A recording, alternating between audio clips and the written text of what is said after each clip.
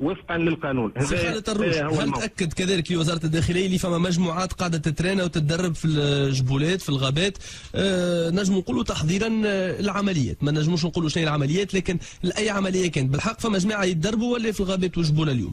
أنا بخلاف الرياضيين نعرفهم يدربوا في الملاعب الرياضية، وقوات الأمن الداخلي والجيش اللي يدربوا في التكنات ما نعرفش، وانه عندنا ناس تدرب. اللهم واحد يعمل في يذوب شويه في الكوليسترول ولا حاجه في مسلك الكحل. رياضه بدنيه يعني يمارسوا في الرياضه. ما عندناش عندنا واللي يقول خلاف الشيء هذايا يعطينا اثباتات وورينا. بالعكس هو يخدم الامن نتاع البلاد، راهو اللي هما امنيين قالوها طبعا. اللي يصرح امني ولا غير امني، الامني ممكن التزام اكثر عنده باش يبلغ الاداره نتاعو ولا المسؤولين نتاعهم، اما ما عندناش الشيء هذايا. سي خالد نختموا معاك.